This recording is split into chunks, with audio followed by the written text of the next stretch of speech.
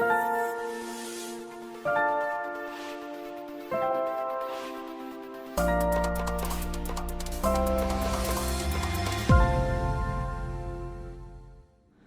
everybody, this is Lara with your weekly video for oil for the week ending Friday 18th of November 2022.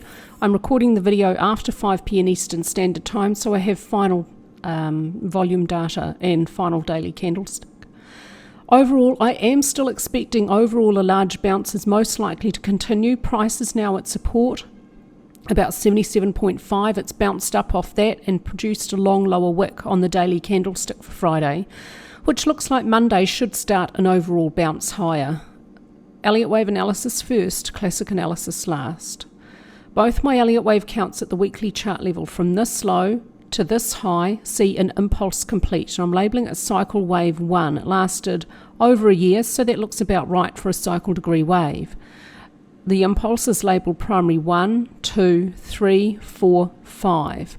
When 5 is complete, then a 3 in the opposite direction should be expected. I'll label that cycle 2, an incomplete zigzag, labelled primary A, B and primary C extending with intermediate 1 and now intermediate 2 to continue further sideways as an expanded flat.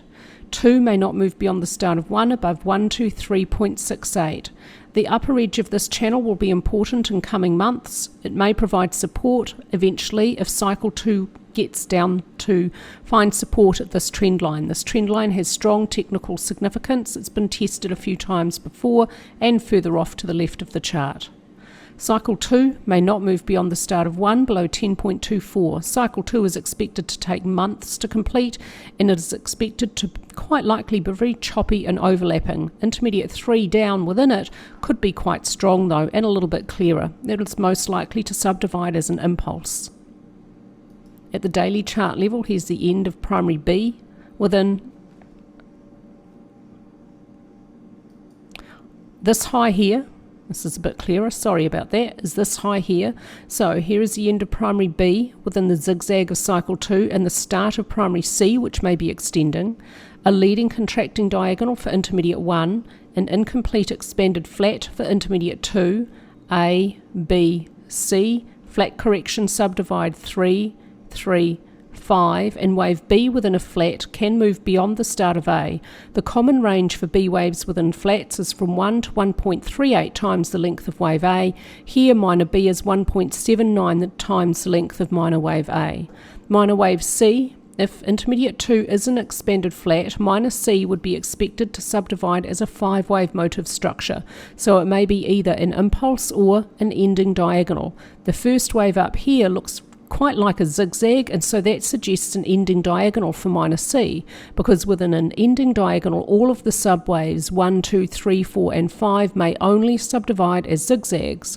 So 1 may be complete, and this week 2 may have moved lower. If it moves any further, it may not move beyond the start of 1 below 76.26. That would be fairly bearish if we see a break below that point next week. That would indicate intermediate 2 may either be over or may be continuing sideways as a double combination. And a sideways move would expect just that, overall a sideways move and not a strong bounce up to the target zone. While price remains above 76.26, this will remain the main wave count. The target zone remains the same. At 109.18, intermediate 2 would reach 0.618, the length of intermediate 1. At 107.4, minor C would reach 2.618, the length of minor A. Intermediate 2 may not move beyond the start of 1 above 123.68. At the weekly chart level, this is an alternate. It's identical to the main count up to this point here, and now I'm considering a different structure for cycle wave 2. The first wave count considers the most common zigzag, so it has the highest probability. The second wave count considers a flat correction, not as common as a zigzag, but still a common corrective structure, so it has a slightly lower probability. A flat correction is labelled A, B, C, and it subdivides 3, 3, 5. Within a flat, wave B may move beyond the start of A, so there is no upper invalidation point for this wave count for that reason. Let's take a look at how this may be unfolding at the daily chart level, the high of intermediate X. Within primary A, this high here, intermediate Y, a zigzag, A, B, C, minor wave A, a leading contracting diagonal, quick shallow zigzag for minor B, minor C, an ending contracting diagonal. Intermediate primary wave B should continue higher and must retrace a minimum 90% the length of primary A. That's a minimum requirement for a B wave within a flat correction. This is a big flat correction for cycle 2 here. So if cycle 2 is a flat, then upward movement has to continue to 124.12. The common range for a B wave within a flat is from 1 to 1.38 the length of wave A, giving us a range for primary B from 129.44 to 149.65.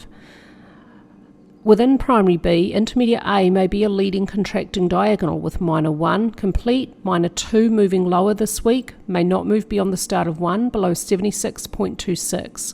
If this wave count is invalidated by downward movement next week, I may have to actually discard it because it would probably be the end of primary A, and I would really struggle to see what structure primary A could then be. Because a new low below this point would indicate that if this is a correction, it's a sideways structure, and may not be a structure that's going to take price all the way up to 124.12 or above. Okay, classic analysis now after the week is closed. This week has bounced up off support about 77.5. Next support below, there's a bit of support about 75, and below that quite strong about 65. That's the lower edge of a very large consolidation zone that price has been in for quite a while now. So about price bouncing up about 70, support at 77.5 and producing a bit of a long lower wick this week. Volume pushing price lower. That doesn't mean it has to continue lower though. Often for this market, downward movement does end on strong volume. So on its own, that doesn't mean we have to see more downward movement next week. On balance, volume is at weak support. I would be really conservative with how I would expect to read a breach of support of on balance volume here. It might be breaking below support, but it's not clear enough to say that it has done so. We'd need to see another week of downward movement before I'd call that a bearish signal, and it'll be a very weak signal anyway. ADX still declining, no clear trend. All of RSI, money flow and stochastics all neutral, and ATR declining as price moves lower within this larger consolidation. Friday sessions produce quite a bullish long lower wick and a volume spike. That's actually pretty common to see oil end a movement with strong volume, but it could also be with strong volume within a movement.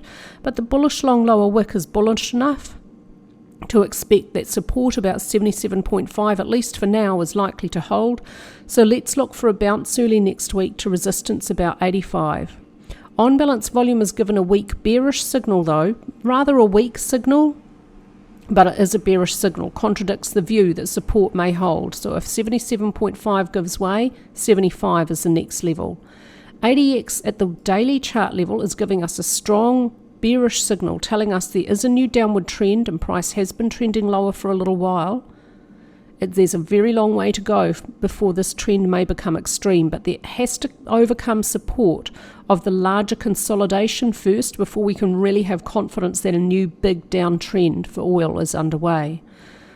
RSI, money flow, neutral, stochastics oversold, but when ADX says the market's trending, we use RSI and money flow, not stochastics, and ATR increasing as price moves lower is also bearish. So that slightly contradicts the Elliott wave count, but we need to see support give way before we have confidence in a downward trend for oil. That's it for me with your oil analysis this week. I hope everyone's looking forward to an awesome weekend.